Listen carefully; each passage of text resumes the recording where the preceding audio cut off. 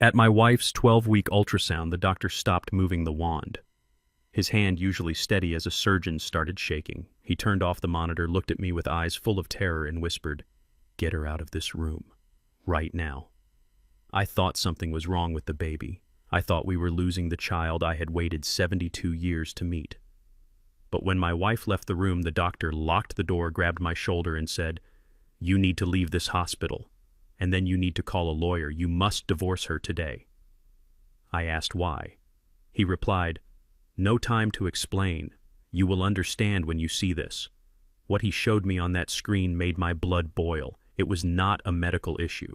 It was a crime scene. Before I tell you how my entire life shattered in a single afternoon, please let me know where you are watching from in the comments below. Hit like and subscribe if you have ever trusted someone who turned out to be a snake in the grass. My name is Marcus Thorne. I am 72 years old, a man who built half the skyline of Chicago with my own two hands. I thought I had seen everything.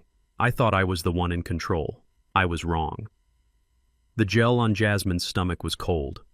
I watched her shiver slightly, a smile playing on her lips. She looked beautiful. At 34, my wife was everything a man could want. Radiant, young, full of life. She squeezed my hand, her manicured nails digging slightly into my palm. "Marcus, look," she cooed, pointing at the fuzzy gray static on the monitor. "That is our legacy. Our legacy." The word hung in the air, heavy and sweet.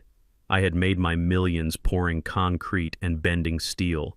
I had $15 million in the bank, a mansion in the suburbs, and a reputation as a man you do not cross. But I had no son. My first wife, God rest her soul, gave me a wonderful daughter, Maya.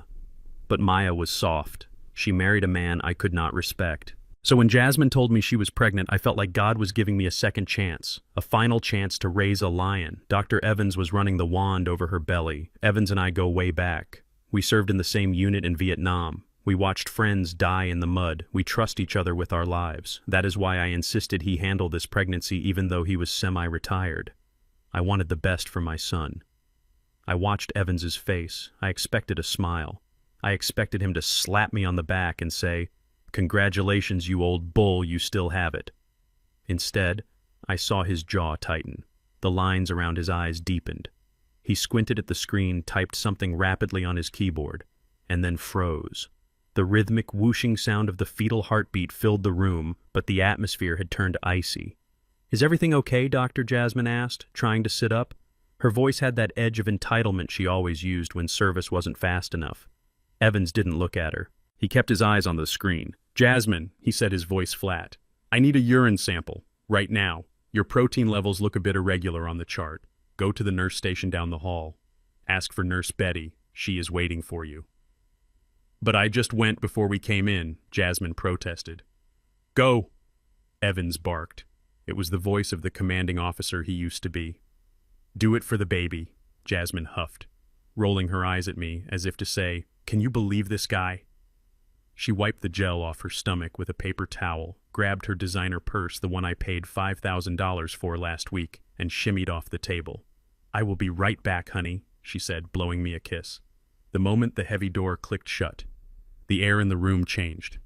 It felt sucked out like the moments before a thunderstorm breaks. Evans stood up and walked to the door. He turned the lock. Click. Then he turned to me. He didn't look like a doctor anymore. He looked like a soldier in a foxhole. "Marcus," he said, "what is it?" "Evans, is the baby dead?" My heart hammered against my ribs. I felt a cold sweat breaking out on my forehead. "The baby is fine," Evans said. "The baby is perfectly healthy." "Then what the hell is going on?" "Unlock the door. Jasmine will be back any second." He walked over to me and put a hand on my shoulder. His grip was hard, painful. "Marcus, listen to me closely. You know I would never lie to you. We survived the jungle together. I am telling you this as a brother, not a doctor. You need to file for divorce. Immediately." I laughed. It was a nervous, confused sound. "What are you talking about? Did the heat get to you? I am 72 years old. Evans, I am having a son. I am happy." He steered me toward the monitor. "Look at this." He pointed to a cluster of data on the side of the screen. "I see numbers, Evans. I am a contractor. not a geneticist. Speak English. We have new technology, Marcus, he said, his voice lowering to a whisper. It screens for genetic markers in real time. It helps us catch hereditary diseases early. So, does the boy have a defect? He has a marker, Evans said. A very specific, very rare genetic marker for Lynch syndrome. I stared at him. And what does that mean? Can we treat it? I have money, Evans. I can buy the best treatment in the world. Evans took a deep breath. Marcus, you don't have Lynch syndrome. Your medical records are clean. Jasmine doesn't have Lynch syndrome. I checked her file before you walked in. I was getting impatient. So it is a mutation. Who cares? It is a dominant trait, Marcus Evans hissed. It comes from the father. If you don't have it and she doesn't have it, then you are not the father. The world stopped spinning. The silence in the room was deafening. The only sound was the hum of the computer fan. I stared at the black and white image of the fetus. My son. Not my son. Are you sure? I asked, my voice sounding like gravel. 100%, Evans said. But that is not why I told you to run. What could be worse than this? I asked, feeling a rage building in my gut, hot and heavy like molten lead. Think, Marcus Evans said, his eyes drilling into mine. Who do we know that has Lynch syndrome? Who was bragging about it at your 4th of July barbecue last year? Who called it his aristocratic curse? The memory hit me like a shovel to the face. I was back in my backyard. The smell of ribs on the smoker, the sound of jazz playing, and there, standing by the pool holding a beer, was Kyle, my son-in-law, my daughter Maya's husband, the white boy with the slicked-back hair and the smile that never quite reached his eyes. I remembered the conversation clearly. Kyle was laughing, telling a group of my business partners about his family history. Yeah, we have this thing called Lynch syndrome, he had said, puffing out his chest like it was a medal of honor. Increased cancer risk, but hey, it proves my lineage goes back to the old European courts. My blood ran cold. Kyle. I looked at Evans. He nodded grimly. He knew. He had been at that barbecue too. The baby has Lynch syndrome markers, Evans repeated. You don't. Jasmine doesn't. Kyle does. The room started to spin. I grabbed the edge of the desk to steady myself, my wife, and my son-in-law. My mind started racing, connecting dots I had been too blind to see. The Tuesday nights. Jasmine had yoga class every Tuesday night. Kyle had his business meetings every Tuesday night. The way they looked at each other across the dinner table. The way Kyle always defended Jasmine when Maya complained about her spending. I felt nauseous. I had paid off Kyle's gambling debts 3 months ago. $300,000. I handed it to him in cash because he was crying, saying he wanted to be a better man for my daughter. I had bought Jasmine a Porsche last week because she said her back hurt from driving the sedan. I was not just a husband, I was a piggy bank, and I was a fool. I sank into the chair, my legs gave out. Marcus Evans said urgently, listen to me, if she finds out that you know she will try to take everything, in your state with your heart condition, a shock like this, they are counting on you dying, Marcus. That is the plan. I looked up at my old friend. The shock was fading. The hurt was being pushed down deep into a box where I kept my trauma from the war. What rose to the surface was something else, something cold, something hard. It was the part of me that fired incompetent foremen without blinking. It was the part of me that negotiated contracts with mafia, run unions, and won. Unlock the door, I said. Marcus, are you okay? Unlock the door. Evans, he clicked the lock. I stood up, I smoothed my jacket, I checked my reflection in the dark monitor screen. I saw an old man, yes. But I saw a dangerous man. Jasmine knocked on the door and peeked in. Is everything done? Did I miss the heartbeat? She bounced into the room, smelling of expensive perfume. My money. Everything is perfect, I said. My voice was steady, calm. Dr. Evans says the baby is strong, just like his father. Jasmine beamed and hugged me. Oh, Marcus, I am so happy. I hugged her back. I felt her heartbeat against my chest. I felt the life growing inside her. A life that was a biological weapon aimed at my legacy. Over her shoulder, I saw Evans watching me. He looked terrified. He thought I was going to snap. He didn't know that the snap had already happened. The Marcus who loved this woman died in that chair 5 minutes ago. The man holding her now was a general planning an ambush. "Let's go home, darling," I said, kissing her forehead. "We should celebrate. We should invite Maya and Kyle over for dinner tonight. I have big news to share." Jasmine's eyes lit up. "That sounds wonderful. Kyle has been dying to hear about the ultrasound. I bet he has," I thought. As we walked out of the clinic to the parking lot, I held her hand. I opened the door of the Porsche I bought her. I watched her slide into the leather seat. My mind was not on the baby. My mind was running a spreadsheet.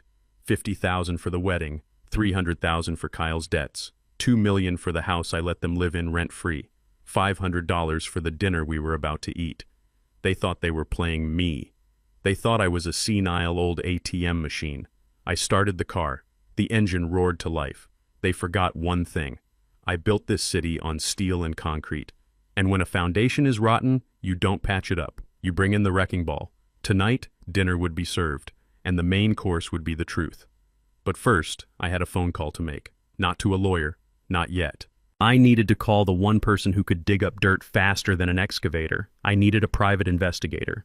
Because if I was going to destroy them, I needed it to be total. As I drove, Jasmine chattered on about nursery colors. Blue or green, maybe a soft yellow. I just smiled. I was thinking about a different color. The color of an orange jumpsuit. Wait until you hear what I found on the hidden camera I installed in my own study 3 hours later. You will not believe the audacity of these people. The drive back to my estate was a blur of asphalt and white noise. Jasmine sat in the passenger seat of the Porsche Cayenne I had bought her last month, scrolling through her phone and humming a tune. She was looking at nursery designs on Pinterest. "Look at this one, Marcus," she said, tilting the screen toward me. "It is a safari theme, lions and elephants. It costs $12,000 for the custom mural, but our son deserves the best." Right. I gripped the leather steering wheel until my knuckles turned white. Our son. The lie tasted like ash in my mouth. I kept my eyes on the road, but my mind was not on driving. My mind was doing what it had done for 50 years in the construction business. It was auditing the books. I looked at Jasmine's profile, that perfect straight nose. 2 years ago, she came to me crying, saying she had a deviated septum, that she couldn't breathe at night. I sent her to the best plastic surgeon in Beverly Hills. $50,000. I wrote the check without blinking because I loved her. Now looking at her, I realized that nose wasn't fixed for her health. It was fixed to make her more marketable, to make her more attractive. But for who I thought about the jewelry. The Cartier bracelet she was wearing right now catching the afternoon sun. $15,000. I thought about the weekly spa treatments, the personal trainer, the wardrobe that cost more than most families earn in a year. I had been building a trophy wife brick by expensive brick. And then my mind drifted to Kyle, my son-in-law, the man married to my daughter, Maya. 3 months ago, Kyle had come to my office. He was sweating, shaking like a leaf. He told me he had made a bad investment. He said he was in debt to some dangerous people. He said they were going to hurt Maya if he didn't pay up. I asked him how much. He said $300,000. I remember the look in his eyes. It was fear, yes. But now replaying the memory, I saw something else. It was calculation. He knew I would never let anything happen to my daughter. I wired the money to an offshore account he provided. I told him to never gamble again. He hugged me weeping, calling me his savior. He called me dad. $300,000. That wasn't a debt. That was a down payment on his betrayal. We pulled up to the iron gates of my estate. The house stood on a hill, a sprawling modern mansion that was supposed to be my legacy. Now it looked like a mausoleum. As the gates swung open, I saw Kyle's car in the driveway. It was a brand new Mercedes. I frowned. He told Maya business was slow. He told me he was struggling to keep the lights on. So where did the Mercedes come from? I parked the Porsche. Before I could turn off the engine, the front door swung open. Kyle walked out holding a glass of my best scotch in his hand. My daughter Maya was behind him, looking tired and worn out, wearing a dress from Target while her husband wore an Armani suit. Kyle strode toward the car with that confident bouncing walk of his. The walk of a man who has never worked a day of hard labor in his life. "Welcome back, Papa Bear!" Kyle shouted, raising his glass. He opened Jasmine's door for her, offering her a hand with a little too much familiarity. Look at the glowing mother-to-be. Jasmine took his hand and stepped out. For a split second, their eyes met. It was fast. If you weren't looking for it, you would miss it. But I was looking. It was a look of shared secrets, a look of intimacy that made my stomach turn. So Kyle turned to me, grinning. His teeth were blindingly white. "How is the little champion the doctor give you the thumbs up?" "You are one virile old man, Marcus. I have to hand it to you. Most guys your age are worrying about their prostate, and you are out here starting a new bloodline." He clapped me on the shoulder. I felt a surge of revulsion so strong I almost hit him. His hand felt like a slimy weight. "The baby is fine," I said, my voice low. "Strong heartbeat." "That is what I like to hear." Kyle laughed. "We need more Thorn men in the world. Somebody has to take over the empire when you finally decide to kick your boots off, right?" He wasn't talking about retirement. He was talking about my death. Maya stepped forward and kissed my cheek. "Hi, Dad. I am so glad everything is okay. We were worried when the appointment took so long." Maya looked exhausted.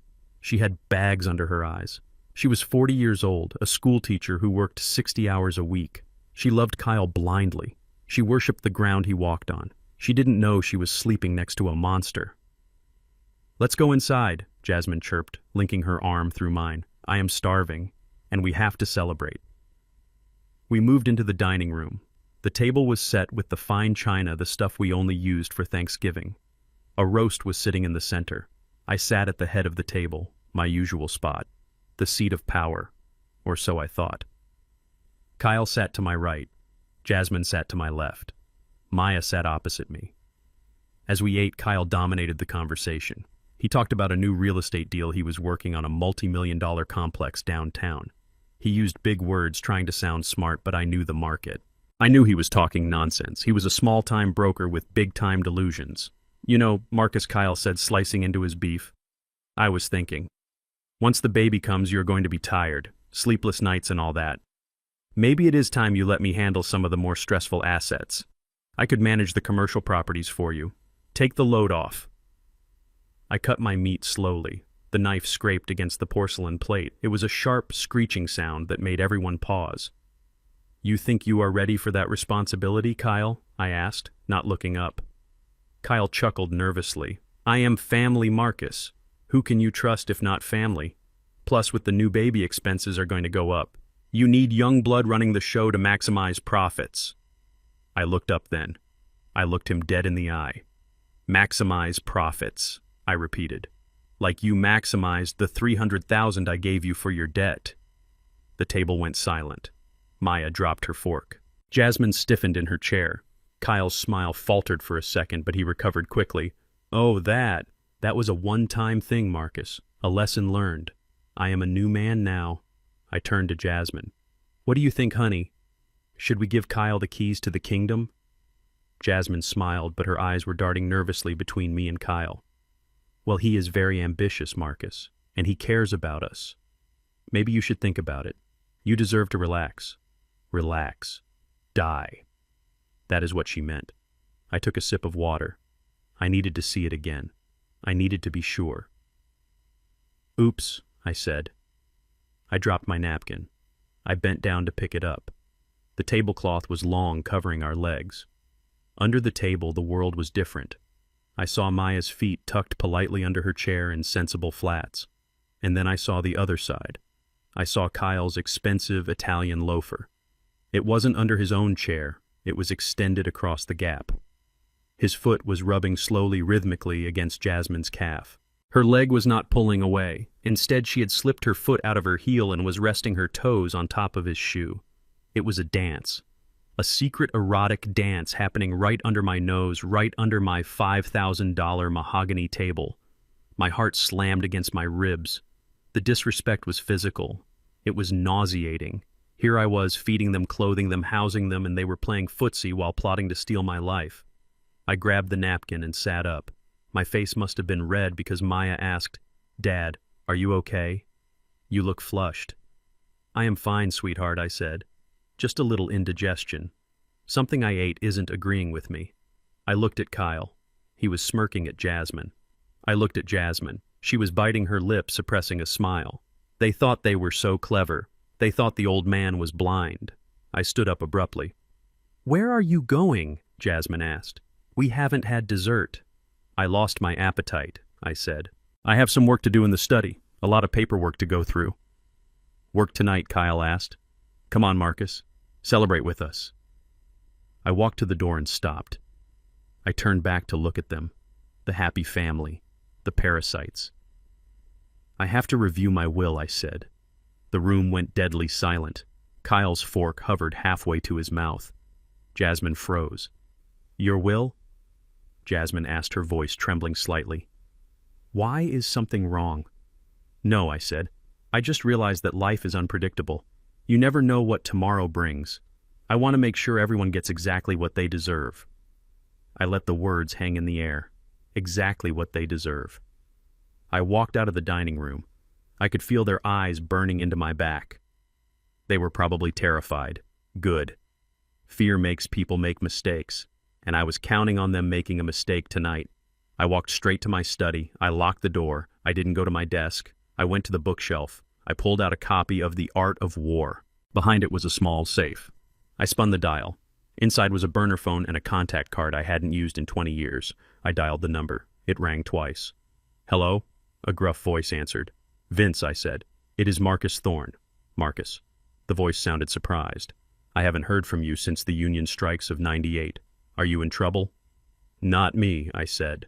"But I have a pest problem in my house. I need eyes, Vince. I need ears. I need you to come over tonight. Bring the small cameras, the ones you can't see with the naked eye." There was a pause. "Who are we watching, Marcus?" I looked at the family portrait on my desk. Me, Jasmine, Maya, and Kyle. Everyone smiling.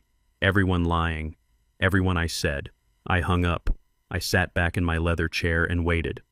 Upstairs, I could hear Kyle and Jasmine laughing. They were probably toasting to their victory. They probably thought the mention of the will meant I was dying. They probably thought they had won. "Enjoy the champagne," I whispered to the empty room. "Because tomorrow you drink poison." But I didn't know that the poison was already in the house.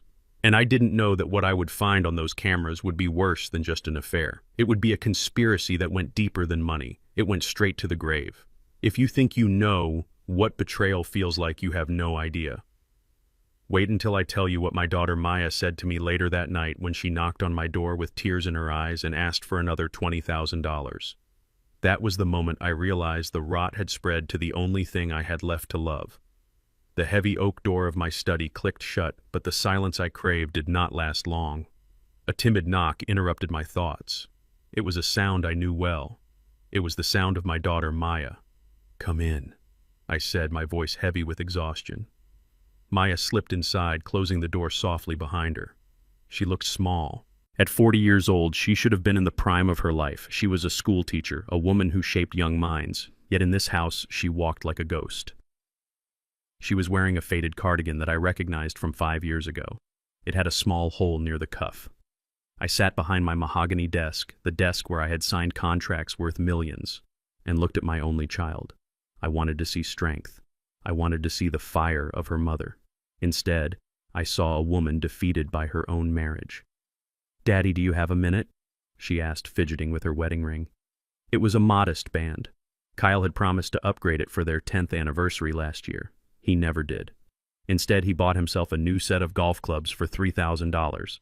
I knew because I saw the charge on the credit card statement I paid. "Sit down, Maya," I said, gesturing to the leather chair opposite me. "What is on your mind?" She sat on the edge of the seat, her hands clasping and unclasping in her lap. She looked terrified. I wanted to talk to you about Kyle," she stammered. I leaned back, steepled my fingers, and waited. I knew what was coming. It was always the same song, just a different verse. "He has this incredible opportunity, Dad." She began, her words rushing out like water from a burst pipe. "It is a tech startup. His friend from college is launching it.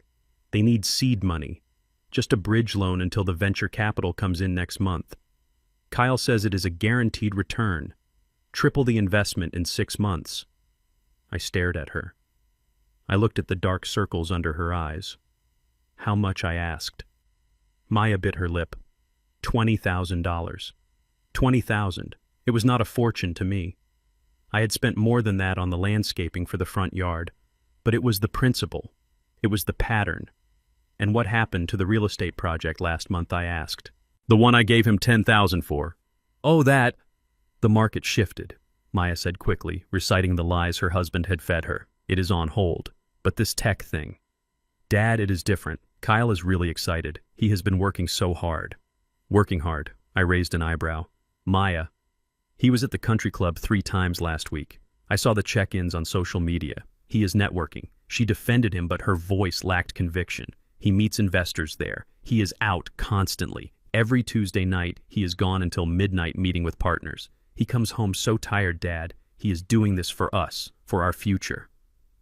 I froze. The air in the room seemed to drop 10 degrees. Tuesday night. My mind flashed back to the conversation I had with Jasmine just 2 days ago. I was complaining that we never had dinner together on Tuesdays. "Oh, Marcus, you know Tuesday is my intense Bikram yoga class," she had said, stretching her arms over her head, showing off her toned figure. "I go to the studio across town. It helps me stay young for you." Tuesday night, my wife was at yoga, my son-in-law was at business meetings, both of them gone until midnight. Both of them returning with flushed skin and messy hair smelling of showers taken at the gym. I felt a physical blow to my chest.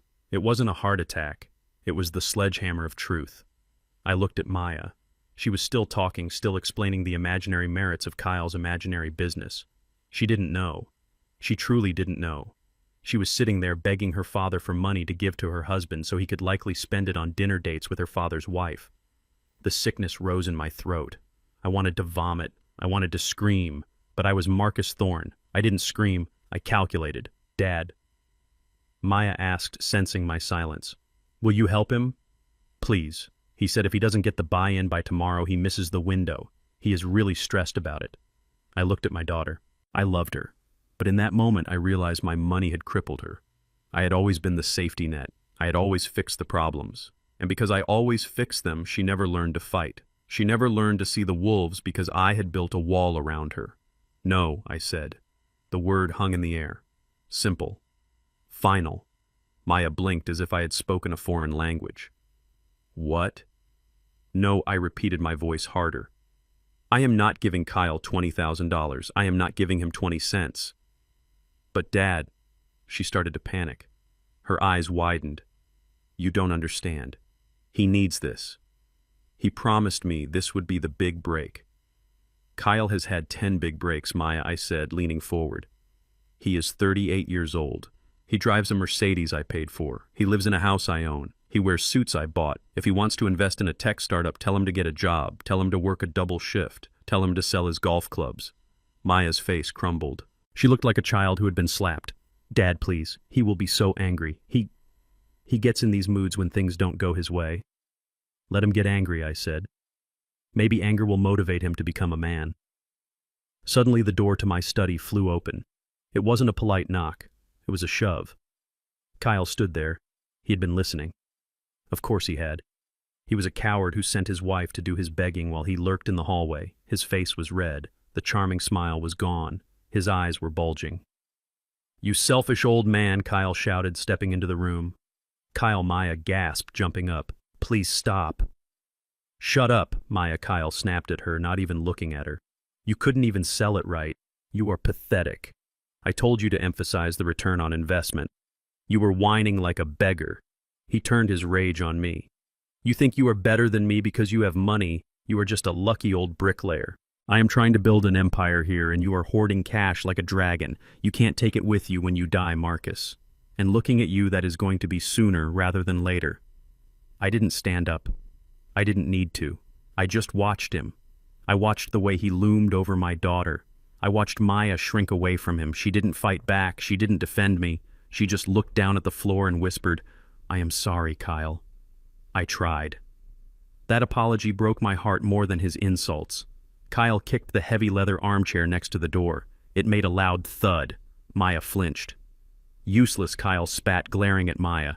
"You are absolutely useless. Your father is a miser and you are a doormat. I don't know why I bother with either of you." He looked at me one last time, his eyes full of hate. "Keep your money, old man. I will find it somewhere else. I always do. But don't expect me to visit you in the nursing home when your trophy wife finally dumps you." He stormed out, leaving the door wide open. Maya stood there trembling. Tears were streaming down her face. I waited for her to get angry. I waited for her to say, "That is it. I am leaving him." Instead, she wiped her eyes and looked at me with a pleading expression. "Why did you have to provoke him?" "Dad," she whispered, "you know how sensitive he is about his career. Now I have to go deal with him all night." She turned and ran after him. Kyle waited, terrified that she might lose the man who treated her like garbage. I sat alone in my study. The silence returned, but it was heavy now, toxic. I swiveled my chair around to look out the window. The sun was setting over my estate. The shadows were lengthening across the lawn. I realized then that I had made a terrible mistake. I had spent 40 years building a fortune to protect my family, but I had failed to protect them from themselves. I was feeding two snakes. One was sleeping in my bed, plotting to steal my legacy with a baby that wasn't mine. The other was sleeping in my guest house, abusing my daughter and spending my money on my wife. And my daughter. She wasn't a snake. She was the mouse they were both playing with. I opened the bottom drawer of my desk. I pulled out a bottle of whiskey and a single glass. I poured a shot. My hand was steady. The time for generosity was over. The time for being the benevolent patriarch was over. Kyle wanted money. I would give him a financial lesson he would never forget. Jasmine wanted a life of luxury. I would show her exactly what the street looked like. I took a sip of the whiskey. It burned hot and clean. I picked up the phone and dialed the number for the private investigator again. "Vince," I said when he answered. "Change of plans. I don't just want you to watch them. I want you to dig into Kyle's finances. I want to know every debt, every loan, every shadowy deal he has ever made." "And Vince, yeah, Marcus, check the hotel registries for every Tuesday night for the last 2 years. Cross-reference them with Jasmine's credit card and Kyle's location data." "You think—" Vince started, but stopped. "I don't think, Vince. I know. Just get me the proof. I want the photos. I want the receipts. I want it all in 4K resolution." I hung up. I looked at the empty doorway where my daughter had stood. "I am sorry, Maya," I whispered. "This is going to hurt you. It is going to break your heart. But sometimes you have to break a bone to reset it properly." I turned back to my computer. The screen glowed in the dim light. I opened my online banking portal. Account balance $15,420,000. I clicked on the transfer tab. It was time to start moving the pieces. It was time to start draining the swamp. Kyle thought I was a lucky bricklayer. He was about to find out that bricklayers know exactly how to bury things so they are never found again. But first, I had to play the part. I had to be the clueless old man for just a little longer. I had to let them think they were winning, because the higher they climbed, the harder they would fall. And I was going to make sure the ground they hit was made of solid concrete. As I sat there planning my war, I didn't know that the next day the universe would hand me a weapon I hadn't even asked for. A simple diamond necklace that would become the noose around their necks. Let me tell you about the missing $50,000 necklace. The silence of my house at 3 in the morning was usually my favorite sound. It was the sound of peace, the sound of a kingdom at rest. But tonight the silence felt heavy, like the air before a tornado touches down.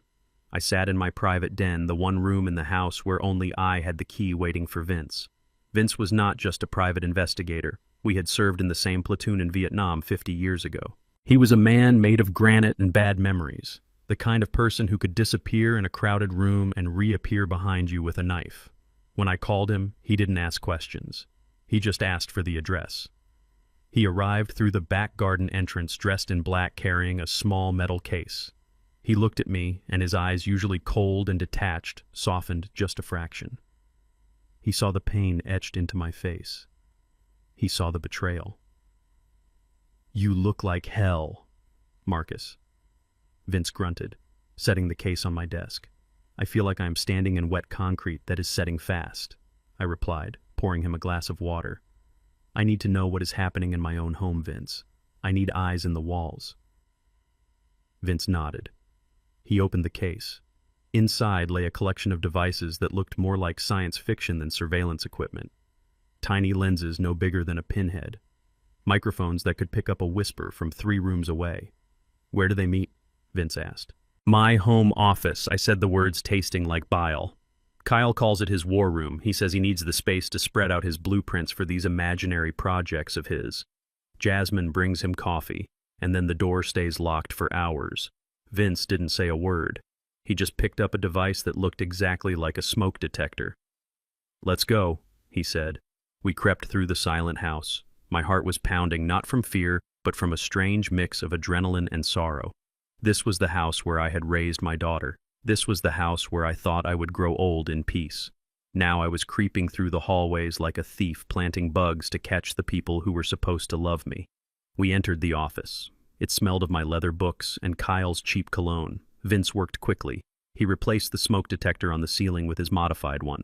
Then he moved to the bookshelf behind my desk. He took a small model of the Sears Tower, a souvenir from one of my biggest concrete contracts, and embedded a tiny camera into the base. "It has a wide angle," Vince whispered.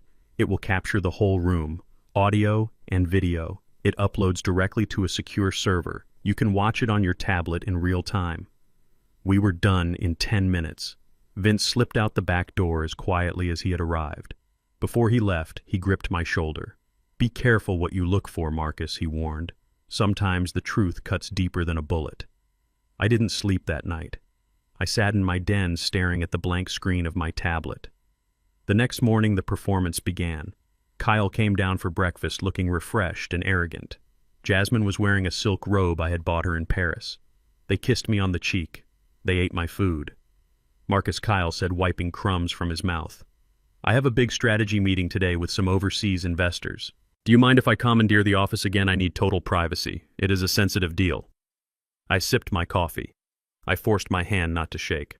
"Of course, Kyle," I said, forcing a smile that felt like a mask of clay. "Go ahead. Make us some money." "Thanks, Dad," he said. "You are the best." Jasmine stood up. "I will bring you some snacks later, honey," she said to him. "You work so hard." I watched them walk away. I waited until I heard the heavy click of the office door lock. Then I retreated to my den. I locked the door. I put on my noise-canceling headphones. I picked up the tablet. My hands were trembling as I opened the app. A loading circle spun for a second, and then the image flickered to life. The picture was crystal clear. It was 4K resolution broadcast straight from the model skyscraper on the shelf. I saw my office. I saw my desk. And I saw them. They weren't looking at blueprints. They weren't calling investors.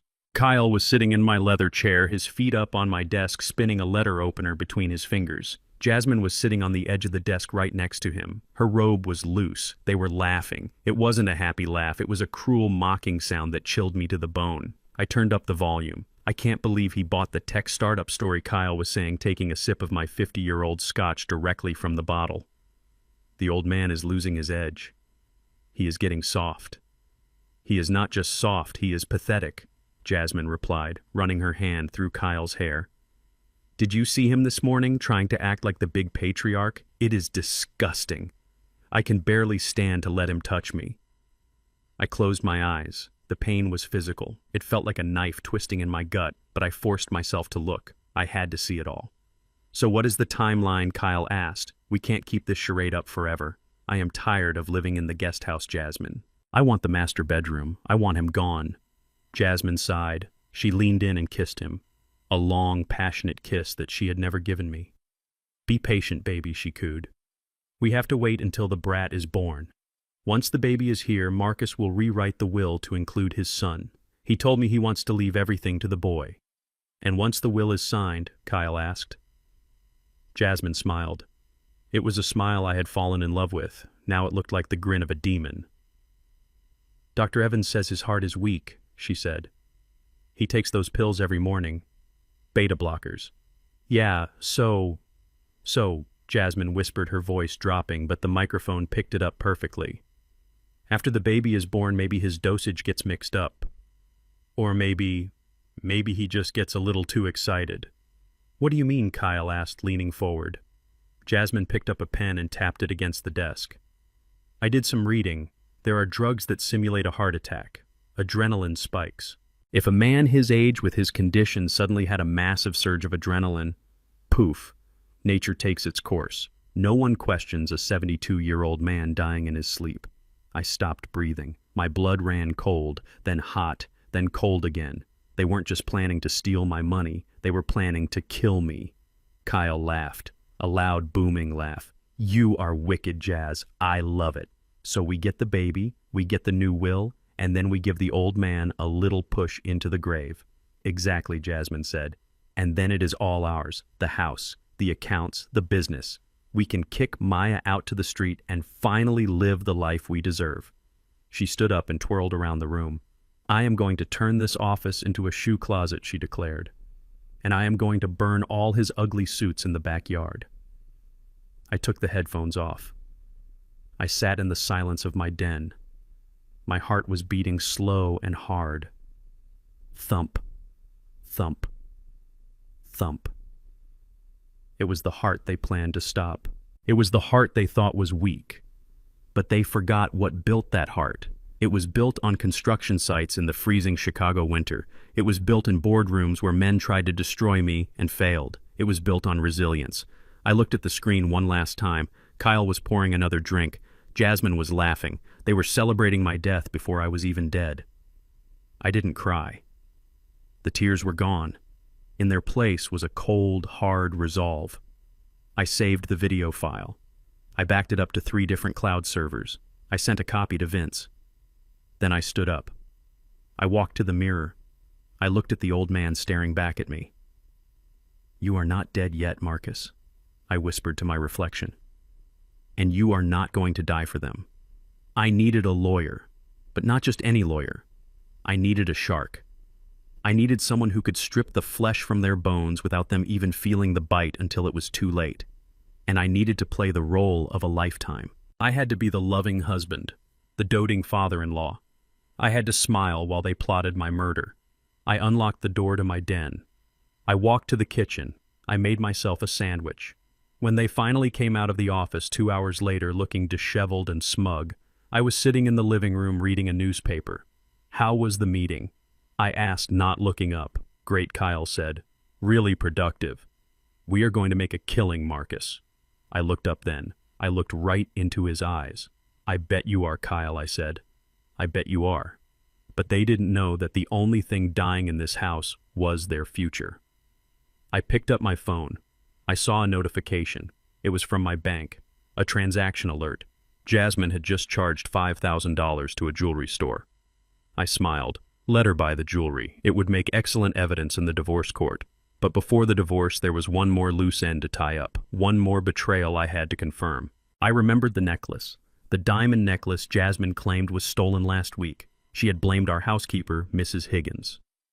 Mrs. Higgins had worked for me for 20 years. I had fired her in a rage because I believed my wife. Now I knew better. I dialed Vince's number again. "Vince," I said, "I need you to find a necklace, a diamond pendant, custom made. Jasmine said it was lost. I have a feeling it wasn't lost. I have a feeling it was sold." "I am on it," Vince said. I hung up. I was going to get Mrs. Higgins back, and I was going to find out exactly where that necklace went. Because in a war, you don't just kill the enemy. You gather their ammunition and use it against them, and I was fully loaded. The scream that tore through my house was shrill enough to shatter glass. It wasn't a scream of physical pain. I know the sound of pain. I heard enough of it in the jungle during the war. This was the sound of theatrical outrage. It was a performance. I was in the kitchen, slowly drinking my morning coffee, trying to wash down the bitter taste of the betrayal I had witnessed on the monitor the night before. When I heard the noise coming from the master bedroom upstairs, I didn't run. A 72-year-old man with a heart condition isn't supposed to run. I walked, measuring my steps, leaning heavily on my cane, playing the part of the frail patriarch they all believed I was. When I reached the top of the stairs, I found a scene that made my blood boil hotter than it had when I discovered the affair. Jasmine was standing in the hallway, her face twisted in ugly cosmetic rage. She was pointing a manicured finger at Mrs. Higgins. Mrs. Higgins was 70 years old. She had been my housekeeper for 2 decades. She was the one who made sure I took my medicine when my first wife died. She was the one who ironed my shirts with military precision. She was a woman of dignity and grace, and now she was shrinking against the wall, sobbing into her apron, her small frame trembling like a leaf in a storm. "You thief," Jasmine screeched, her voice echoing off the high ceilings. "You ungrateful old hag. I know you took it, Jasmine," I said, keeping my voice low and steady. "Calm down. What is going on?" Jasmine spun around, her eyes wide with fake tears. She rushed to me, grabbing my arm. "Marcus, it is gone. The diamond pendant you gave me for our first anniversary. The $50,000 one. It is gone." She pointed back at Mrs. Higgins. She was the only one in the room cleaning this morning. I left it on the vanity for 5 minutes while I showered. When I came out, it was gone. I looked at Mrs. Higgins. She looked up at me, her eyes pleading. "Mr. Thorne, please," she whispered. I would never. You know I would never. I knew. Of course I knew. Mrs. Higgins had found loose cash in my pockets 100 times and always left it on my dresser down to the last penny. She was honest to a fault. But as I looked at Jasmine's face, I realized something terrifying. She needed a scapegoat. She needed to explain why the necklace was gone because she probably planned to sell it herself, or perhaps she just wanted to hurt someone. Search her bag, Jasmine demanded. Call the police. I want her arrested. I had to make a choice. If I defended Mrs. Higgins now, if I stood up to Jasmine with the full force of my authority, I would blow my cover. They would know the old lion still had teeth. They would realize I was on to them. And if they realized that they might accelerate their plan to kill me. To win the war, I had to sacrifice a soldier. It was the hardest decision I had made since 1968. Mrs. Higgins, I said, my voice cracking slightly. Did you take the necklace? No, sir. Never, she cried. I looked at Jasmine. She was tapping her foot, waiting for me to be the husband she manipulated. I cannot have thieves in this house, Jasmine said coldly. If you don't fire her, Marcus, I will leave. I don't feel safe. I closed my eyes. I took a deep breath. Mrs. Higgins, I said softly, go downstairs. Pack your things. The silence that followed was deafening. Mrs. Higgins looked at me as if I had stabbed her. The betrayal in her eyes hurt more than the angina in my chest. Mr. Thorne, she whispered. Just go, I said, turning away so she wouldn't see the shame burning in my eyes. I will send you your final check, Jasmine smirked. It was a small, victorious twitch of her lips. She had won. She had exerted her power and cleared the board of the one person in the house who was loyal to me. As Mrs. Higgins walked down the stairs weeping softly, I felt a piece of my soul chip away. I am sorry, Mrs. Higgins, I thought. I will make this right. I promise. Once the front door closed, Jasmine sighed dramatically. Finally. I never liked her anyway. She smelled like mothballs. I didn't say a word. I went back to my study. I locked the door. I went straight to the server. I had installed cameras in the master bedroom 2 days ago, hidden in the smoke detector, just like in the office. I sat down and rewound the footage to 9 a.m. I watched Jasmine leave the room to take a shower. The necklace was indeed sitting on the vanity, glittering in the sunlight. 2 minutes later, the door opened. It wasn't Mrs. Higgins. It was Kyle. He slipped into the room, moving quickly, nervously. He looked toward the bathroom door, where the water was running. Then he walked to the vanity. He didn't hesitate. He picked up the necklace. He shoved it into his pocket. But then he did something that made me freeze. He pulled out his phone. He dialed a number. Hey, baby, he whispered. The microphone picked it up clearly. Yeah, I got it. It is a big rock. 50K easy. No, Jasmine has no idea. Listen, meet me at the usual spot. No, not you. I have to cash it out first. I can't give you a stolen necklace. Are you crazy? I will bring you the cash. We can book that trip to Cabo. Yeah. I love you too, Lola. He hung up.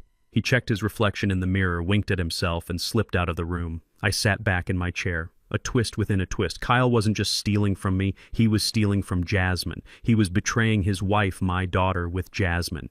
And now he was betraying his mistress, my wife, with a third woman named Lola.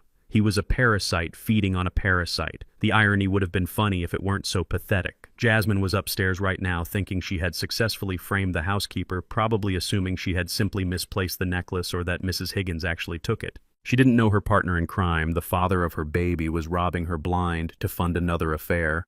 I checked the time. It was noon. Kyle had left the house an hour ago. I called Vince. Vince, I said.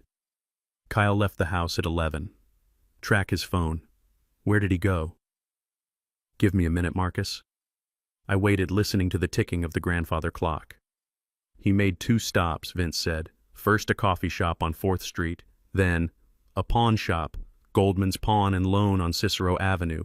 He is still there. Goldman's. I knew the place. It was a fence for desperate people. I am going out, I told Vince. I grabbed my coat and my cane. I walked out to the garage. I didn't take the Rolls Royce. I took my old pickup truck, the one I kept for hauling lumber. It was nondescript. I drove to Cicero Avenue. The neighborhood was rough, filled with payday loan stores and liquor shops. This was where Kyle, the man who pretended to be a high-flying investor, did his banking. I parked across the street and waited. 5 minutes later, Kyle walked out of the shop.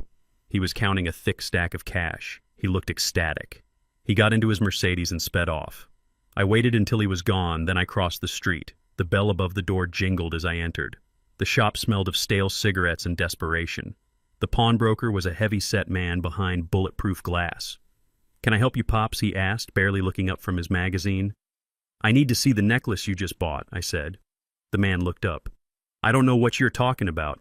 I didn't buy no necklace." I pulled out a wad of $100 bills. I placed $2,000 on the counter. "This is for your memory," I said. The man eyed the money. He licked his lips. A guy just came in. Flashy type. Sold a diamond pendant. Said it belonged to his grandmother. "Let me see it." He reached under the counter and pulled out a plastic bag. Inside was the necklace. My anniversary gift. The symbol of my love now reduced to a commodity in a dirty bag. "How much did you give him for it?" I asked. $5,000, the man laughed. He was in a hurry. Didn't even haggle. Idiot didn't know it is worth 10 times that. I put another $5,000 on the counter, plus the $2,000 bribe. "I am buying it back," I said.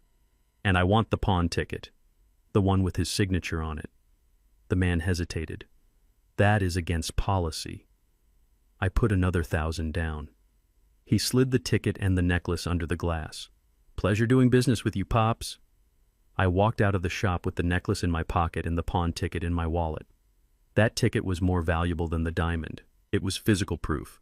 It had Kyle's name, his driver's license number, and his signature confirming he sold a stolen item. I drove to a small diner on the outskirts of town. I called Mrs. Higgins. She answered on the first ring, crying, "Mr. Thorne." "Meet me at the diner on Elm Street," I said. "And stop crying, Martha. You are not fired." When she arrived, I explained everything. Well, not everything. I didn't tell her about the murder plot. I just told her I was conducting an investigation and I needed her to play along. I gave her a check for $10,000. Take a vacation. "Martha," I said, "go see your grandkids in Florida. Stay there until I call you. When you come back, you will have your job back and a raise. But for now, everyone needs to think you are gone." She hugged me, weeping. "Thank you, Mr. Thorne. I was so scared." I drove home as the sun was setting. When I walked into the living room, the atmosphere was tense. Jasmine was lying on the sofa with a cold compress on her head. Kyle was sitting next to her, holding her hand, looking the picture of a concerned friend. "Did you find it?" Jasmine asked weakly. "Did the police catch that old witch?" I sat down in my armchair. I tapped my cane on the floor. "No," I said. "The police couldn't find her. She seems to have vanished."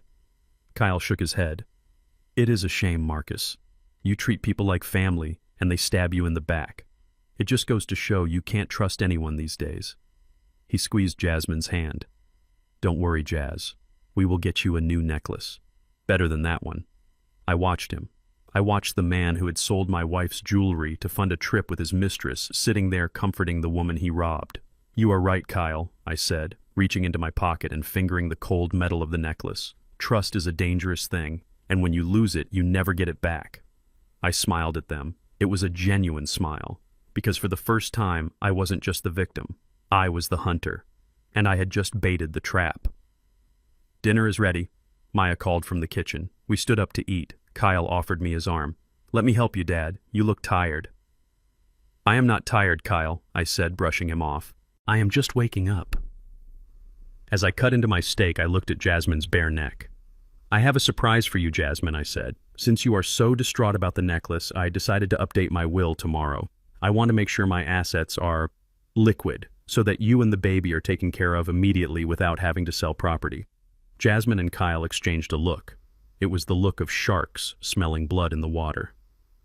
"Really, Marcus?" Jasmine asked, her voice trembling with excitement. "That is so generous." "Yes," I said. "I am meeting the lawyer in the morning. They thought I was handing them the keys to the vault. They didn't know I was actually handing them the shovel to dig their own graves." But before the lawyer, there was the birthday party. My 73rd birthday was in 2 days, and Kyle had insisted on organizing it. He said it would be a night to remember. He was right. It would be a night no one would ever forget, especially him, because I had a special gift planned for the speech he was preparing to give. The office of my attorney, Harrison, smelled of old leather and expensive decisions. It was a smell I usually loved, the scent of deals being closed and fortunes being made. But today, it smelled like a battlefield. Harrison sat across from me, his silver eyebrows knitted together in confusion. He held the draft of my new will in his trembling hands. He read it once, Then he read it again. Then he took off his glasses and looked at me as if I had suddenly grown a second head. "Marcus," he said slowly, choosing his words with the care of a man walking through a minefield. "Do you understand what you are asking me to do? This is aggressive. It is practically a declaration of war from beyond the grave." I leaned back in the high-back chair, resting my hands on my cane. I didn't feel like a man writing a will. I felt like a general drawing a map for an ambush. "I understand perfectly, Harrison," I said. "I want it exactly as I dictated. Read it back to me." Harrison sighed. He put his glasses back on. "Clause 4, Section B," he read. "The entirety of the estate, including the construction firm, the liquid assets, and the real estate holdings, shall be placed into the Baby Thorne Trust. The beneficiary of this trust is the unborn child currently carried by Jasmine Thorne. However—" He paused, looking up at me nervously. "Go on," I said. "Read the condition." "However," Harrison continued, his voice dropping to a whisper, "the funds shall only be released upon the completion of a court-supervised DNA test confirming with 99.9% accuracy that the child is the biological issue of Marcus Thorne. If the DNA does not match, the entire estate shall be liquidated immediately and the proceeds donated to the National Association for the Advancement of Colored People and the Veterans of Foreign Wars. Jasmine Thorne and Kyle," he hesitated on the name, "Kyle, my son-in-law, are explicitly excluded from receiving any personal stipends in the event of a negative match." Harrison put the paper down. "Marcus, if you do this, if the baby isn't yours, you are leaving your wife and your daughter's family destitute. They will be on the street." I looked out the window at the Chicago skyline. I had built 3 of those towers. I knew what it took to build a foundation, and I knew what happened when you built on sand. "If the baby is mine, they live like royalty," I said calmly. "If the baby is not mine, then they are not my family. And I don't support strangers, Harrison, especially strangers who try to steal from me." Harrison nodded slowly. He didn't know about the affair. He didn't know about the murder plot. He just saw a hard old man making a hard decision. He stamped the document. It was done. The trap was set. I left the office feeling lighter than I had in days. The Baby Thorne Trust was a time bomb. They were waiting for me to die so they could cash in. Instead, my death would be the trigger that blew up their entire world. But the day wasn't over. The enemy was still hungry. When I pulled into the driveway of my estate, Jasmine was waiting for me on the porch. She was wearing a flowing white dress that made her look like an angel, a very expensive, very dangerous angel. She was pacing back and forth, checking her watch. As soon as I stepped out of the truck, she rushed over to me. She didn't ask how my day was. She didn't ask about the lawyer. She went straight for the jugular. "Marcus," she cried, throwing her arms around my neck. "I have been so worried. I have been thinking all day about our future, about the baby." I stiffened. I let her hug me, but I didn't hug back. "What about the baby, Jasmine?" I asked. She pulled back, her eyes wide and wet with fake tears. "I had a nightmare, Marcus. I dreamt that something happened to you before the baby was born, and we were left with nothing. I know you have money, but probate takes so long. I am scared, Marcus. I need security, not for me, but for our son." I watched her performance. It was good, Oscar-worthy. "What do you want, Jasmine?" I asked. "I want the Florida house," she said quickly. "The vacation villa in Miami, the one on the beach." I raised an eyebrow. The Florida house was my sanctuary. It was worth $5 million. It was where I planned to retire before she came along. "You want the villa?" I asked. "Put it in my name, Marcus," she pleaded, gripping my lapels. "Just the villa. As a gift. A push present. That is what they call it. It would make me feel so safe. If anything happens, at least the baby and I have a roof over our heads." I looked at her. I saw the greed dancing behind her eyes. She didn't want safety. She wanted an asset she could flip for cash the moment I was in the ground, or maybe even before. I knew that if I said no, she would get suspicious. She would wonder why the generous old man was suddenly tightening the purse strings. She might tip off Kyle. They might rush their plan to kill me. I had to say yes, but I had to say yes in a way that meant no. I smiled, a tired, loving smile. "You are right, Jasmine," I said, patting her hand. "You shouldn't have to worry. Stress is bad for the baby. If the Florida house makes you feel safe, it is yours." Her face lit up like a neon sign. Really? You mean it? I mean it, I said. Go inside, call your notary, get the deed ready. I will sign it tonight. She squealed and kissed me on the cheek.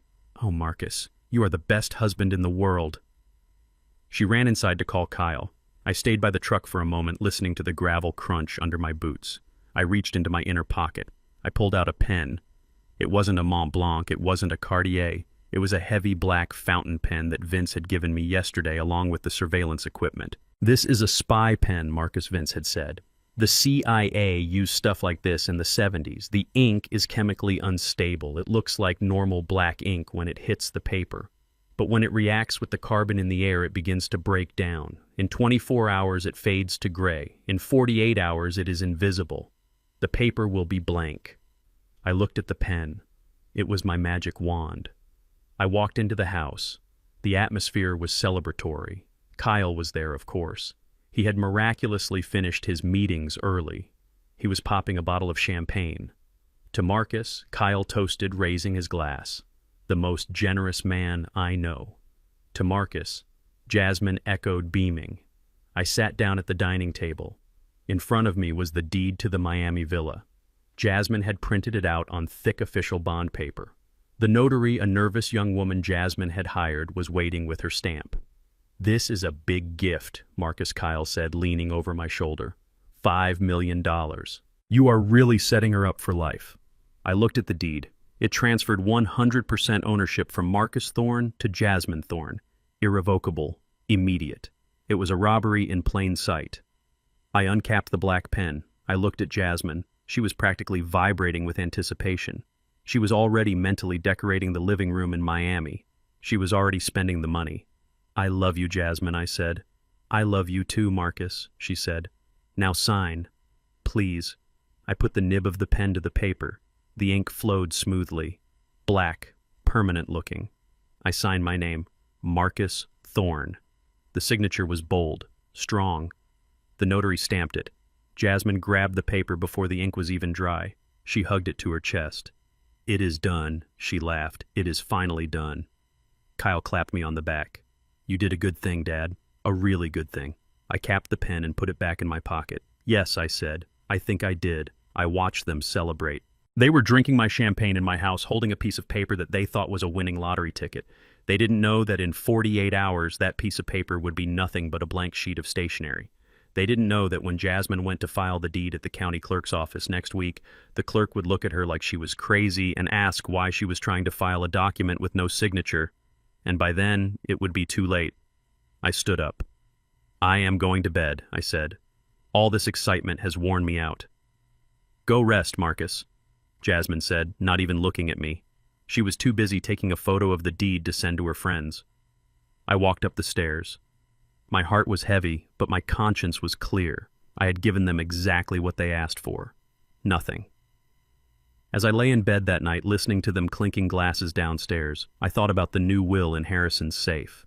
And I thought about the disappearing ink on the table downstairs. The pieces were moving, the trap was closing, but there was one more thing I needed to do. I needed to destroy Kyle's reputation before I destroyed his bank account. I needed to humiliate him in front of the very people he tried to impress, and the perfect opportunity was coming up. The gender reveal party. Jasmine wanted a spectacle, I would give her a spectacle. I closed my eyes and drifted off to sleep, dreaming of blank pages and fresh starts. The lion was not sleeping tonight. The lion was waiting. My 73rd birthday party was a masterclass in deception. If you looked at it from the outside, it was perfect. The great hall of my estate was filled with fresh lilies that cost more than my first car. A jazz quartet was playing soft, inoffensive tunes in the corner. Waiters in white gloves circulated with trays of caviar and champagne. But the smell in the air wasn't expensive perfume or gourmet food. To me, it smelled like rot. It smelled like a funeral disguised as a festival. Jasmine had organized everything. She claimed it was to honor me, but I knew better. This wasn't a party for Marcus Thorne. This was a networking event for Kyle. The guest list was 70% his associates, young, hungry men in shiny suits who looked at my mahogany walls and calculated how much they would fetch at an auction. The other 30% were Jasmine's friends' women who looked at me with pity because they thought I was a senile old man about to be fleeced. I sat in my favorite armchair positioned like a throne at the head of the room. I held a glass of sparkling water watching the sharks circle. "Happy birthday," Marcus people said as they walked by. They didn't mean it. They were smiling at the checkbook, not the man. Then came the main event. Kyle clapped his hands loudly, silencing the band. "Attention, everyone," he shouted, his voice booming with the confidence of a man who thinks he has already won the lottery. "I want to make a special toast to the man of the hour, the legend, my father-in-law, Marcus Thorne." The room applauded politely. Maya stood in the back looking uncomfortable in a dress that was 2 seasons old. She tried to catch my eye, giving me a weak, apologetic smile. I winked at her, trying to tell her it was okay. But it wasn't okay. Kyle walked over to me holding a wooden box. He made a show of presenting it with 2 hands, bowing slightly like a feudal lord mocking a peasant king. "Marcus," he said, his voice dripping with synthetic syrup, "I know you appreciate the finer things in life. A man of your stature deserves only the best. I had these flown in specifically for tonight. Genuine Cohiba Bihike cigars, directly from Havana." A murmur of appreciation went through the crowd. Those cigars were legendary. They cost hundreds of dollars each. I took the box. It was heavy, was polished. I opened the lid. The smell hit me instantly. I have smoked cigars for 50 years. I smoked them when I laid the foundation of the Sears Tower. I smoked them when I signed my first $1 million contract. I know the smell of Cuban tobacco. It is rich, earthy, with a hint of spice. This smelled like damp cardboard and chemicals. I picked one up. The band looked perfect. The wrapper was dark and oily, but when I rolled it between my fingers, I felt the soft spots. I felt the uneven filling. These weren't Cohibas. These were counterfeits, probably bought from a guy out of a trunk in Miami for $20 a box. Kyle was grinning at me, expecting me to be overwhelmed by his generosity. He thought I was a stupid old man who couldn't tell the difference between a diamond and a piece of glass. "Thank you, Kyle," I said, keeping my face neutral. "This is truly unexpected." "Only the best for you, Dad," he said, loud enough for everyone to hear. He turned back to his friends, grabbing a glass of scotch. He was already drunk. I could see the flush on his neck. The alcohol was loosening his tongue, and the arrogance he usually kept hidden behind a veneer of politeness was starting to leak out. I put the box down and watched him. He was holding court with 3 other men. They were all white, all wealthy, all looking around my house with expressions of appraisal. I leaned in, slightly straining to hear over the jazz music. "It is a nice place," one of the men said to Kyle. "A bit dated, though. Lot of heavy wood." Kyle laughed. "Yeah, well, you know how the older generation is. They like their caves. But don't worry. Once the transition happens, we are going to gut the place. Open concept, modern art. We are going to bring some real class to this estate." I gripped my cane. Transition. He meant my death, but he wasn't done. He took a long swig of scotch and leaned in closer to his friends.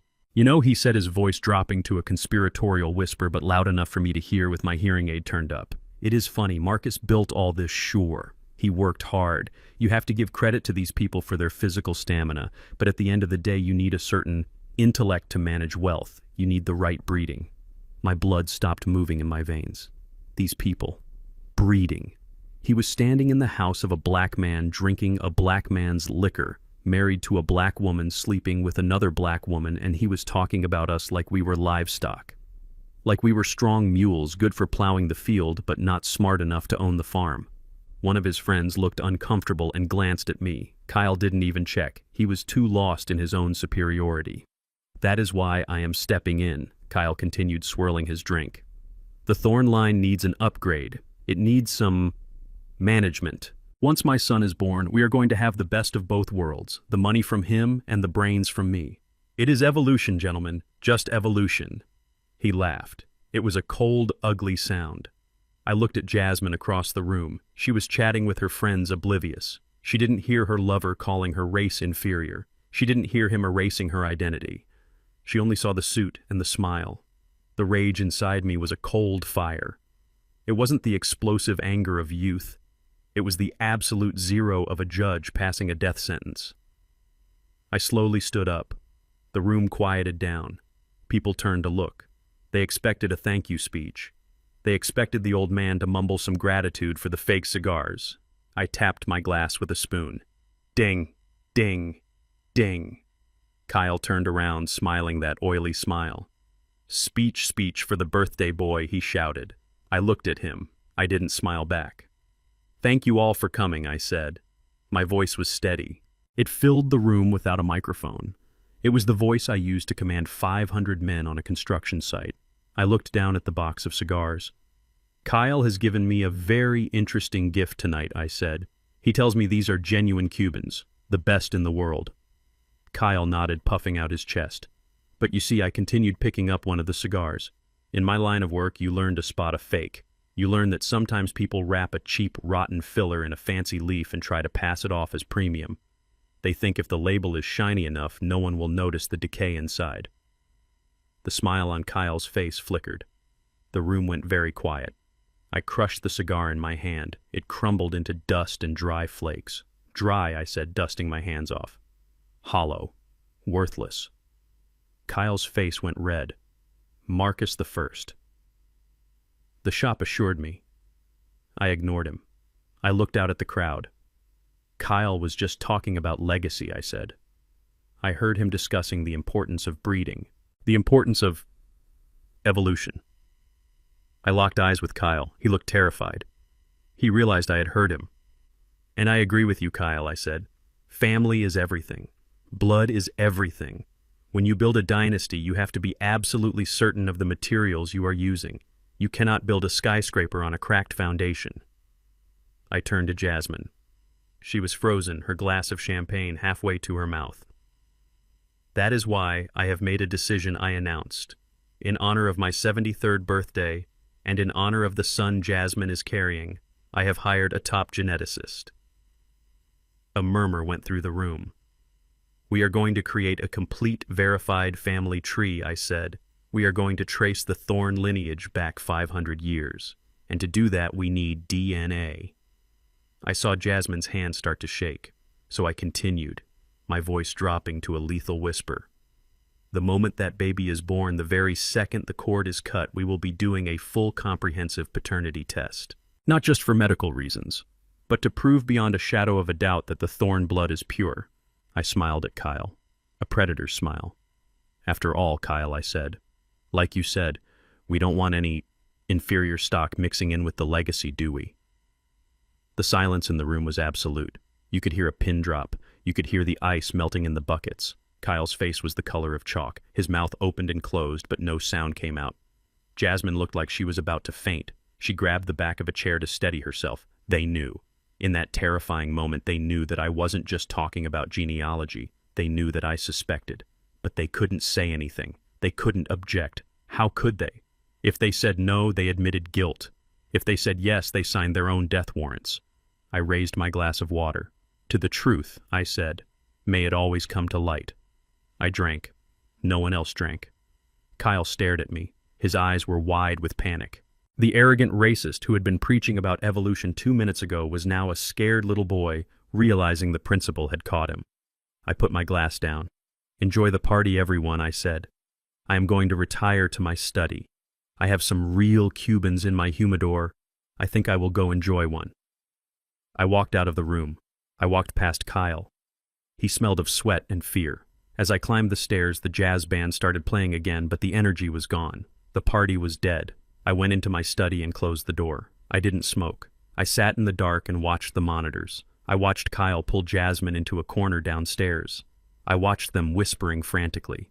He knows. Kyle's lips moved. I could read them perfectly. "The old bastard knows. What do we do?" Jasmine cried. "If he tests the baby, we lose everything. The trust, the house, the money." Kyle grabbed her arms. "We can't let him test the baby, Jazz. We can't let him get to that hospital." "What are you saying?" "I am saying the timeline has changed." Kyle said, his face twisted into a mask of desperation. "We can't wait for nature to take its course. We have to help it along." I leaned back in my chair. "Good," I whispered. "Panic. Run. Make your mistakes. They were going to try to kill me. Soon. But they didn't know that the man they were hunting was already wearing armor. And the hunt wasn't happening in the jungle. It was happening in a house where the walls had eyes and the victim had a loaded gun. I checked the calendar. Jasmine was due in 2 months. I had 8 weeks to dismantle their lives piece by piece. And the next piece was going to be the most public of all. The gender reveal party. Jasmine wanted pink and blue smoke. I was going to give her fire. But first I had to deal with a medical emergency. Not mine.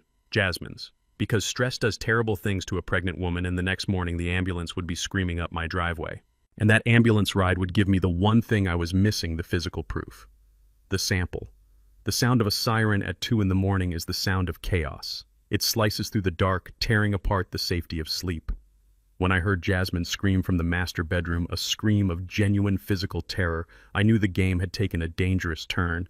I rushed into the room, my cane thumping heavily on the hardwood. Jasmine was doubled over on the bed, clutching her stomach. Her face was pale, her skin clammy with sweat. The sheets were stained with a small, terrifying spot of red. The baby, she gasped, gripping my hand with a strength I didn't know she had. "Marcus, something is wrong." For a second, I forgot she was my enemy. I forgot the affair. I forgot the plot to kill me. For a second, I was just a husband seeing his wife in pain, and the instinct to protect kicked in. I called 911. My voice was calm, authoritative. I gave the address, I gave the symptoms. Then I called Kyle. Not because I wanted to, but because he was staying in the guest house, and if I didn't call him, it would look suspicious. He arrived before the ambulance, breathless, wearing nothing but a pair of sweatpants. His eyes were wide. He pushed past me to get to the bed. "Jasmine," he shouted, his voice cracking. "Is it the baby? Is he okay?" He grabbed her hand, pushing mine away. It was a reflex. A moment of panic where he forgot his role as the son-in-law and acted like the terrified father he was. I watched him stroke her hair, whispering frantically into her ear. I stood back in the shadows of the room. I watched the man who wanted me dead comfort the woman who was helping him sharpen the knife. The paramedics arrived in a blur of static noise and flashing lights. They loaded Jasmine onto the stretcher. "I am coming with her," Kyle announced, moving to follow the stretcher. I stepped in front of him. I put my hand on his chest. It was a light touch, but I put all my weight behind it. "No, Kyle," I said. "You stay here. You call Maya. You take care of the house. I am her husband. I will go." Kyle froze. He looked at me, and for a moment I saw the hatred flash in his eyes. He wanted to push me down the stairs. He wanted to be the one holding her hand, but he couldn't. "Of course, Marcus," he stammered, stepping back. "You are right. Go. Save the baby." I rode in the back of the ambulance. I held Jasmine's hand. She was crying, begging God to save the child. "Please," she whispered. "I can't lose him. He is everything." I knew what she meant. He wasn't just a child. He was her paycheck. He was her claim to the Thorne fortune. If she lost the baby, she lost the leverage. We arrived at St. Mary's Hospital. The emergency room doors flew open. Dr. Evans was waiting. I had called him from the ambulance. He looked tired, his white coat buttoned wrong, but his eyes were sharp. "Get her to Trauma 1. Evans ordered the nurses. "I need an ultrasound. I need fetal monitoring. Now." He looked at me. "Wait here, Marcus." I waited in the sterile hallway. The smell of antiseptic stung my nose. It smelled like the field hospitals in Vietnam. It smelled like blood and fear. 20 minutes later, Evans came out. He pulled his mask down. "She is stable, Marcus," he said. "It was a partial placental abruption. Minor, but dangerous. We stopped the bleeding. The heartbeat is strong." I let out a breath I didn't know I was holding. But Evans continued, his voice dropping to a whisper. "We need to do an amniocentesis to check for lung development and any genetic anomalies caused by the stress. It is standard procedure in high-risk cases like this." I looked at Evans. He looked at me. We didn't need to speak. We had an understanding that went back 50 years. An amniocentesis meant a needle into the womb. It meant extracting amniotic fluid. It meant obtaining pure fetal DNA. "Do it, Evans," I said. "And while you have the sample, run the test." Evans nodded. "I will run it against your profile on file, and I will run it against the sample you gave me from the soda can Kyle threw away yesterday. Go." He turned and went back into the operating room. I sat down on the hard plastic chair in the waiting room. My body felt heavy, my bones ached. A few minutes later, the double doors swung open. Maya and Kyle rushed in. "Dad," Maya cried, running to me. "Is she okay? Is the baby okay?" She hugged me tight. I buried my face in her hair. She smelled like lavender soap, the same soap she had used since she was a teenager. "She is stable," I said. "The baby is fine. Thank you, God," Maya breathed. She pulled away and looked at me, her eyes full of genuine concern. "You look exhausted, Dad. Here, sit down. Let me get you some water." She rushed to the vending machine. I watched her, my beautiful, kind, naive daughter. She came back with a bottle of water. She sat next to me, then she looked at Kyle. Kyle was pacing back and forth, chewing his fingernails. He looked like a wreck. "Honey, come sit," Maya said to him. "You are going to wear a hole in the floor. Jasmine is going to be fine." Kyle stopped. He looked at Maya with a strange expression. It was a mix of contempt and pity. I care about her, you know," Kyle said. "She is family." "I know you do," Maya said soothingly. "You have such a big heart, Kyle. That is why I love you." She reached out and took his hand. She pulled him down to sit next to her. She rubbed his back. I watched my daughter comforting her husband because he was worried about his mistress and their illegitimate child. The pain that hit me then was worse than any physical blow. It was a sharp, twisting agony in my chest. Maya was wiping sweat from Kyle's forehead. She was whispering words of encouragement. She was being the perfect wife. And he was sitting there letting her comfort him, while he planned to steal her inheritance and leave her with nothing. I wanted to scream. I wanted to stand up and shout the truth right there in the waiting room. I wanted to grab Kyle by the throat and smash his head into the wall, but I couldn't. Not yet. If I exploded now, it would be messy. They would deny it. They would spin it. I had to wait for the paper. I needed the science. An hour passed. It felt like a lifetime. Finally, Dr. Evans returned. He was holding a manila folder. He walked straight to me. He didn't look at Kyle. He didn't look at Jasmine, who was being wheeled out to a recovery room down the hall. "Mr. Thorne," Evans said formally, "can I speak with you in my office regarding the test results?" I stood up. I saw Kyle tense up. He wanted to come. He wanted to know. "I will be right back," I said to them.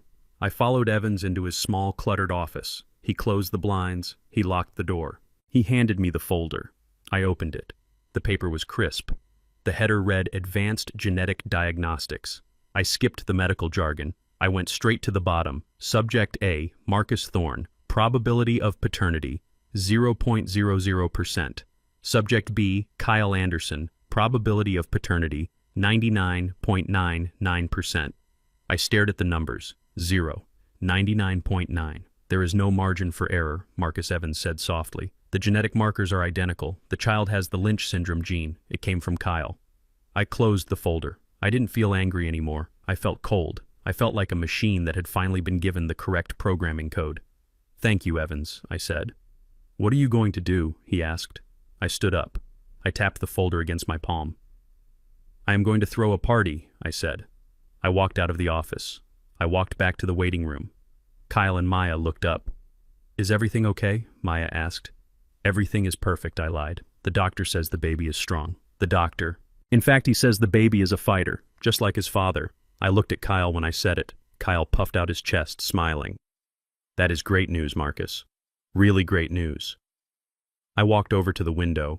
I looked out at the city lights. The baby was fine. Jasmine was fine. They had survived the night, but they wouldn't survive me. I looked at Maya again. She was exhausted, her head resting on Kyle's shoulder. She looked so small, so vulnerable. "I promise you, sweetheart," I whispered to the glass. "I am going to cut the cancer out of your life. It is going to hurt. It is going to leave a scar. But you will live. You will be free." I turned back to them. "Let's go see Jasmine," I said. "I want to tell her the good news myself. I want to tell her that her secret is safe. For now." I walked down the hall, clutching the manila folder against my chest like a shield. The evidence was in my hands. The weapon was loaded. And the countdown to the gender reveal party had officially begun. They wanted to reveal a boy or a girl. I was going to reveal a monster. Let me tell you how I set the stage for the most expensive, most destructive slideshow in history.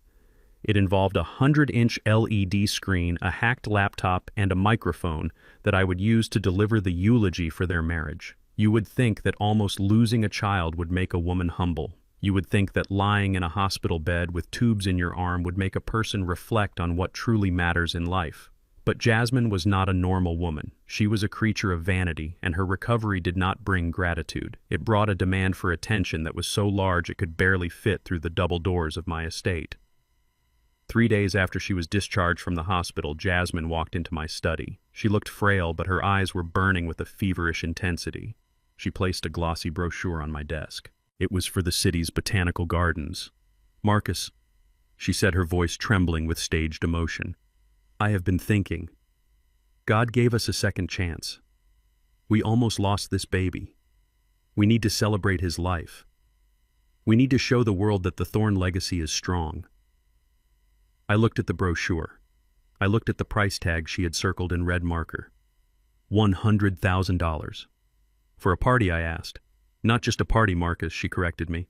"A gender reveal. The biggest one this city has ever seen.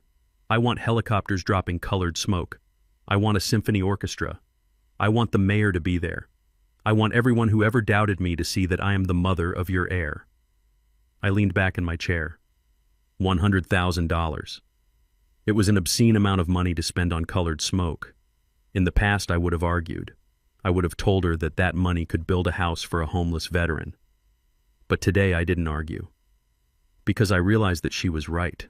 We did need a stage. A very big, very public stage. If I was going to execute a man, I didn't want to do it in a dark alley. I wanted to do it in the town square at high noon with everyone watching. "You are right, Jasmine," I said, reaching for my checkbook. "We should celebrate. In fact, I think 100,000 is not enough. Let's make it 150. I want the best catering. I want the best security. And I want the biggest screen they have available." Jasmine's jaw dropped. She had expected a fight. Instead, she got a blank check. She squealed and ran around the desk to hug me.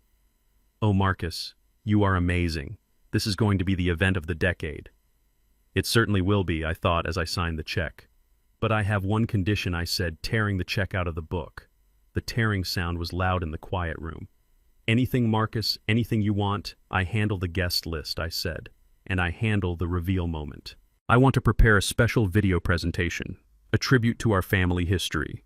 I want to introduce our son to his ancestors." Jasmine didn't hesitate. She was too blinded by the dollar signs. "Of course. That sounds so sweet. You love your history projects." She grabbed the check and ran out of the room to call the event planner. I could hear her screaming with excitement in the hallway. I picked up my phone. I had work to do. I started with the guest list. I didn't just invite friends. I invited witnesses. First, I called my business partners, the board members of Thorne Construction. These were men who had respected me for 40 years. They were also men Kyle had been trying to impress. He had been pitching them his terrible ideas behind my back, trying to set himself up as the future CEO. I wanted them to see exactly what kind of man Kyle was. I wanted them to see him stripped of his dignity. Then I called the Anderson family, Kyle's parents. They were strict religious people from the Midwest. They were the kind of people who went to church 3 times a week and judged anyone who didn't. They had always looked down on me because of my skin color, even though they happily drank my expensive wine.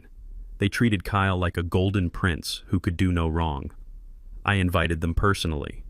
I told them I had a special surprise that would honor their son. They accepted immediately.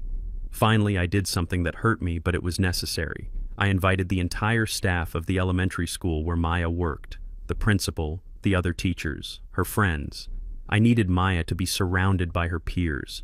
I needed the humiliation to be so absolute that she could never ever go back to him.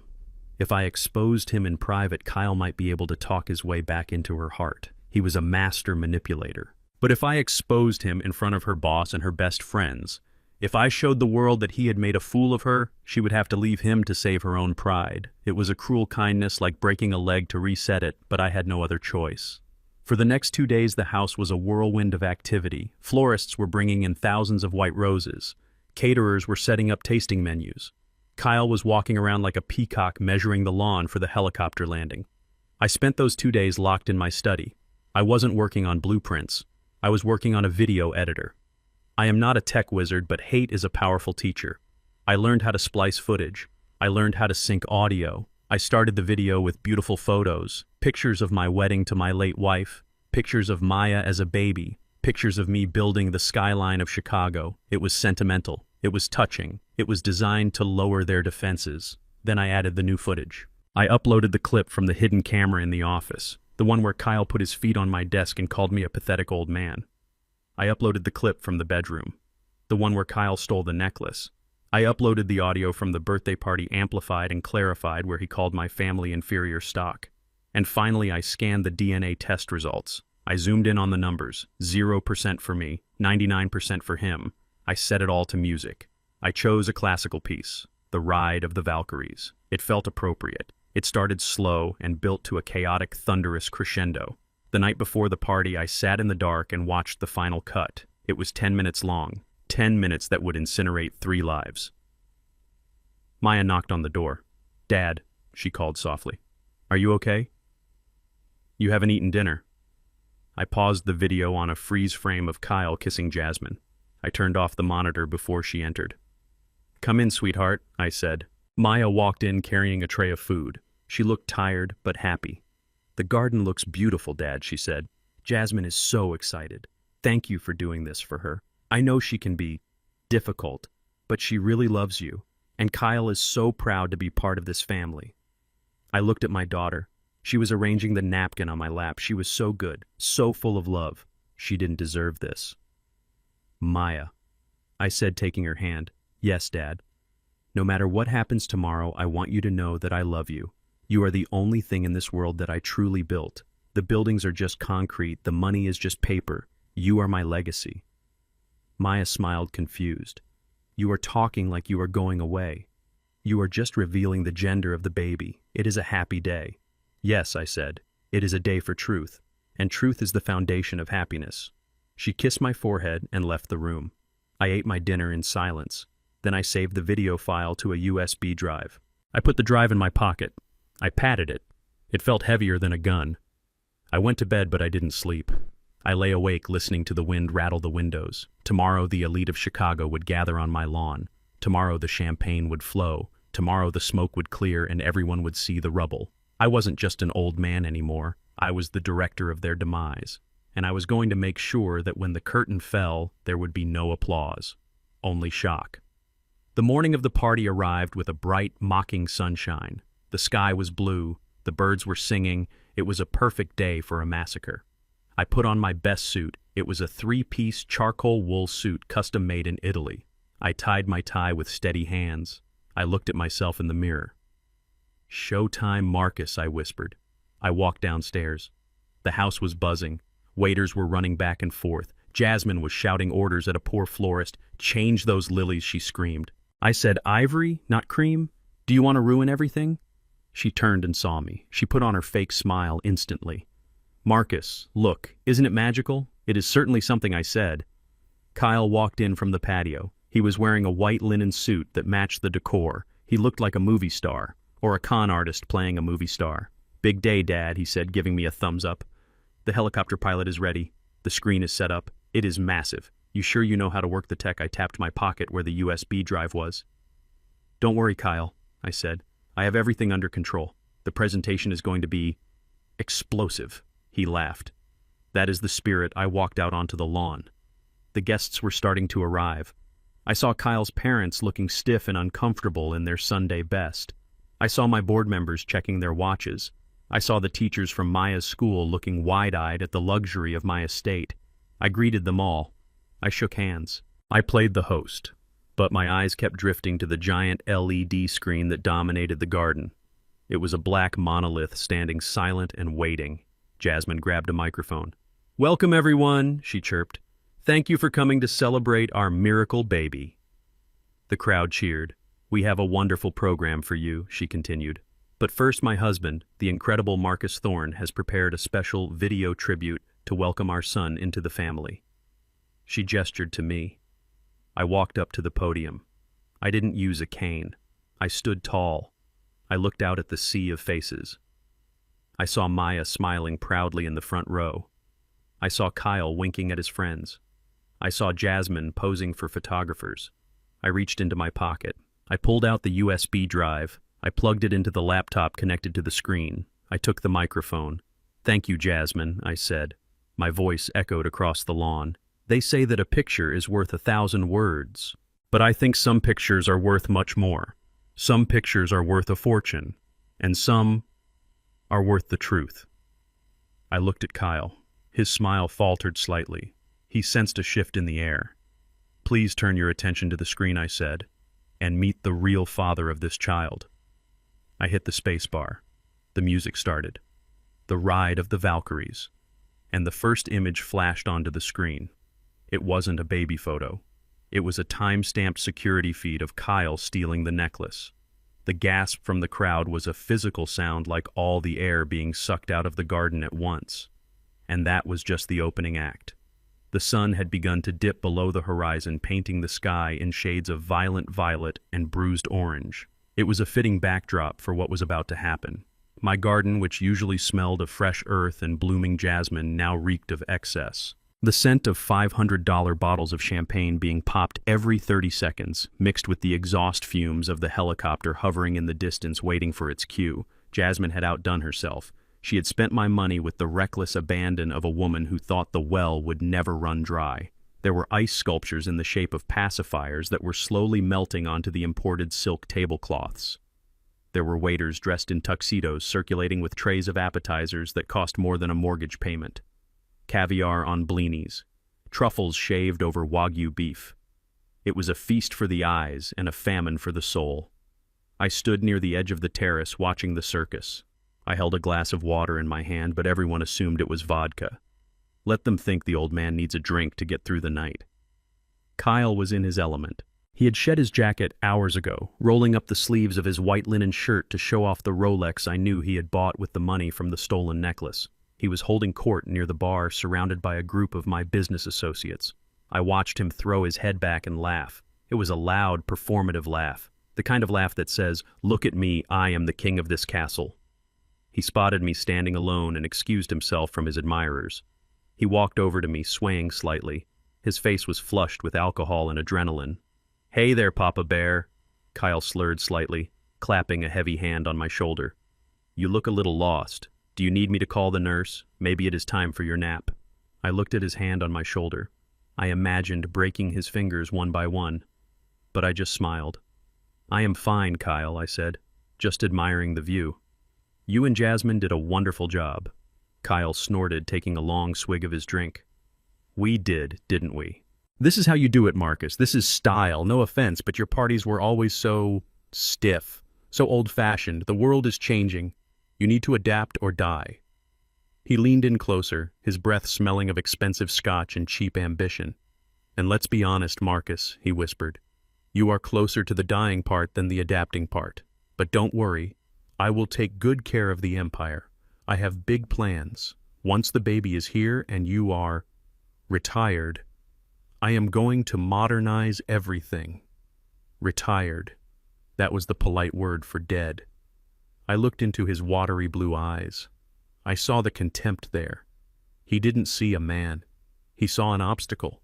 He saw a wallet with a pulse. "That is very thoughtful of you,